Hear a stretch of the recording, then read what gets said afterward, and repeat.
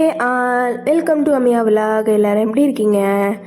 இன்றைக்கி நம்ம இந்த வீடியோவில் ரொம்பவே டேஸ்டான அண்ட் ஈஸியான ஒரு சீஸி மேக்ரோனி தான் பார்க்க போகிறோம். குழந்தைகளுக்கெலாம் இது கொடுத்தா பிளேட்டே காலி ஆகிடும், அந்த அளவுக்கு இது டேஸ்ட்டாக இருக்கும். வாங்க எப்படி செய்யுதுன்னு பார்த்துடலாம். அதுக்கு நான் ஃபஸ்ட்டு ஒரு பாத்திரத்தில் தண்ணியை ஊற்றி அதை கொதிக்க விட்டுட்டேன். அதில் ஒரு 2 டீஸ்பூன் ஆயில் விட்டுக்கோங்க. அப்புறம் அதில் ஒரு 1 டீஸ்பூன் அளவுக்கு உப்பு ஆட் பண்ணிக்கோங்க. ஆட் பண்ணிவிட்டு நல்லா அதை கொதித்து வரணும். கொதித்து வந்ததுக்கு பிறகு தான் நம்ம அந்த மேக்ரோனியை அதில் ஆட் பண்ணணும். நான் இதில் 1/2 கிலோ பேக் தான் மேக்ரோனி இதில் ஆட் பண்ணியிருக்கேன். பாருங்கள், நல்லா கொஞ்ச நேரம் கொதித்து வந்தோடனே டக்குன்னு அது வெந்துடும். ரொம்பவும் ஓவர் குக் ஆகிடுச்சுன்னா அது நல்லா இருக்காது, அப்படியே குழஞ்சா மாதிரி போயிடும். இந்த ஸ்டேஜில் இருக்கும் போது இதை தண்ணியிலேருந்து வடிகட்டி நான் எடுத்து வச்சுக்கிட்டேன். அப்புறம் ஒரு மிக்சி ஜாரில் ஒரு 3 பச்சை மிளகாய் எடுத்துக்கோங்க. எடுத்துட்டு அப்புறம் ஒரு கைப்பிடி அளவுக்கு நான் மல்லி இலைகள் எடுத்துருக்கிறேன். ரெண்டத்தையும் நல்லா ஃபைன் பேஸ்ட்டாக நல்லா அரைச்சி எடுத்துக்கோங்க. நம்ம காரத்துக்கு வேறு எதுவுமே ஸ்பைசஸ் யூஸ் பண்ண போகிறதில்ல, இந்த மிளகாவோட காரம் மட்டும்தான். நம்ம இதை நல்லா அரைச்சி எடுத்தாச்சு. அப்புறம் ஒரு பேனில் ஒரு 1 டீஸ்பூன் அளவுக்கு கீ ஆட் பண்ணிக்கிட்டேன். அது கூடவே ஒரு 2 டீஸ்பூன் அளவுக்கு ஆயில் ஆட் பண்ணிக்கோங்க. எண்ணெய் நல்லா சூடு வந்தது பிறகு நம்ம ஒரு 1 டீஸ்பூன் அளவுக்கு ஜிஞ்சர் கார்லிக் பேஸ்ட்டு இதில் ஆட் பண்ணிக்கலாம். ஆட் பண்ணிவிட்டு அதை நல்லா எண்ணெயில் வதக்கி விடுங்க. நல்லா அந்த பச்சை வாசம் போகிற அளவுக்கு நல்லா வதக்கி விட்டுக்கோங்க. ஃபஸ்ட்டு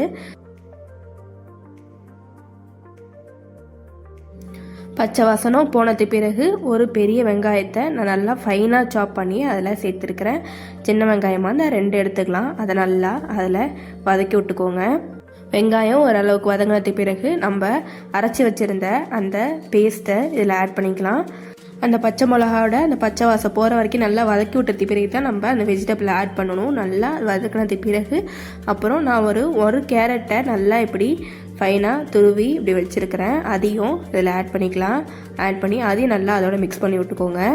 அப்புறம் அது கூடவே நான் ஒரு 1 டீஸ்பூன் அளவுக்கு உப்பு ஆட் பண்ணியிருக்கேன். நம்ம ஆல்ரெடி அந்த மேக்ரோனியில் உப்பு போட்டிருக்கோம். நீங்கள் உங்களுக்கு தேவையான அளவுக்கு இந்த மசாலாவில் ஆட் பண்ணிக்கோங்க. அப்புறம் நான் ஒரிகேனோ பவுடர் நான் எடுத்துருக்கிறேன். அது எல்லா சூப்பர் மார்க்கெட்லேயும் அவைலபிளாக இருக்கும். ப்ராடக்டில் கூட டேக் பண்ணியிருக்கேன், வேணுங்கிறவங்க வாங்கிக்கலாம். அதில் நம்ம ஒரு பேக்கெட்டையும் ஃபுல்லாக போட போகிறது கிடையாது. நம்ம அதில் ஒரு 2 டீஸ்பூன் அளவுக்கு அதில் ஆட் பண்ணிக்கலாம். அப்புறம் அது கூடவே நம்ம பப்ரிக்கா பவுடர் அதுவும் ஒரு 1 டீஸ்பூன் ஆட் பண்ண போகிறோம். இது ரெண்டுமே நல்ல ஒரு ரிச் ஃப்ளேவர் அண்டு டேஸ்டியும் நல்லா எடுத்து கொடுக்கும். அதையும் நல்லா அந்த எண்ணெயில் நல்லா வதக்கிக்கோங்க. அப்புறம் அது கூடவே நான் ஒரு ஃப்ரெஷ் க்ரீமு ஒரு 2 டீஸ்பூன் அளவுக்கு அதில் ஆட் பண்ணியிருக்கேன். ஆட் பண்ணிவிட்டு அதையும் நம்ம அது கூடவே மிக்ஸ் பண்ணிக்கலாம். இது நல்லா க்ரீமி டெக்ஸ்சரில் கொடுக்கும். அப்புறம் நான் அது கூடவே ஒரு 1/2 கிளாஸ் வாட்டரை ஆட் பண்ணியிருக்கேன். அதையும் நல்லா அதை கூட மிக்ஸ் பண்ணி விட்டுக்கோங்க.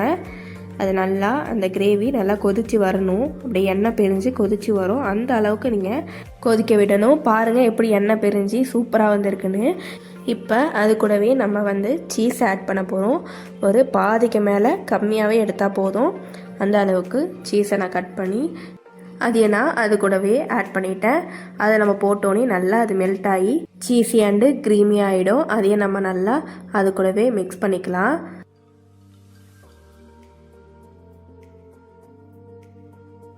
இந்த மசாலா செய்யும் போதே நமக்கு நல்ல ஸ்மெல்லு சூப்பராகவே வரும். பாருங்கள் எப்படி எண்ணெய் பிரிஞ்சு சூப்பராக வந்திருக்குன்னு. இந்த ஸ்டேஜில் நம்ம பாயில் பண்ணி வச்சுருக்கிற இந்த மேக்ரோனி பாஸ்தாவை இதில் ஆட் பண்ணிக்கலாம். ஆட் பண்ணி கொஞ்சம் கொஞ்சமாக ஆட் பண்ணி அதை நல்லா கிண்டி விட்டுக்கோங்க. பாருங்கள், இந்த அளவுக்கு நம்ம அந்த மேக்ரோனியை வேக வச்சுருந்தா தான் நம்ம அதை கிண்டும் போது அது உடையாமல் இந்த மாதிரி சூப்பராக வரும். நல்லா வேக வச்சிட்டிங்கன்னா அந்த மசாலாவோட சேர்ந்து அது உடஞ்சி போய் அப்படியே அது குழஞ்சா மாதிரி போய் அது டேஸ்ட்டே கொடுக்காது. இந்த அளவுக்கு வேக வச்சு எடுத்துகிட்டு இந்த மசாலாவில் மிக்ஸ் பண்ணோம்னா நம்மளுக்கு பர்ஃபெக்டான ஒரு மேக்ரோனி பாஸ்தா ரெடி ஆகிடும். நம்ம இதை செய்யும் போதே வீட்டில் உள்ளவங்களுக்குலாம் பசியை தூண்டிடும், அந்த அளவுக்கு இது ஸ்மெல் சூப்பராக இருக்கும். கடைசியாக நம்ம அது கூடவே மல்லி இலைகளை ஆட் பண்ணிக்கலாம். அவ்வளோதான், நம்ம டிஷ்ஷு ரெடி ஆகிடுச்சு. இது காரமே இருக்காது, ரொம்பவே சூப்பரான டேஸ்ட் இருக்கும். அதனால் குழந்தைங்க ரொம்ப விரும்பி சாப்பிடுவாங்க. வீட்டில் கெஸ்ட்டு வந்தாலும் இந்த மாதிரி ட்ரை பண்ணி பாருங்கள், ரொம்பவே சூப்பராக இருக்குன்னு. பாருங்கள், பார்க்கும் போதே எவ்வளோ சூப்பராக இருக்குன்னு. டேஸ்ட்டும் ரொம்ப அட்டகாசமாக இருந்துச்சு. வீட்டில் இதை கண்டிப்பாக ட்ரை பண்ணி பாருங்கள். ட்ரை பண்ணி பார்த்துட்டு எப்படி இருந்துச்சுன்னு உங்களோட ஃபீட்பேக்கை என்னோட கமெண்டில் ஷேர் பண்ணுங்கள். இந்த வீடியோ உங்களுக்கு பிடிச்சிருந்துச்சுன்னா லைக் பண்ணிக்கோங்க, சப்ஸ்கிரைப் பண்ணிக்கோங்க. இது போல் நிறைய ரெசிபி, டிஃப்ரெண்ட் ரெசிபிலாம் நம்ம சேனலில் அப்லோட் பண்ணியிருக்கோம், அதையும் செக் பண்ணி பாருங்கள்.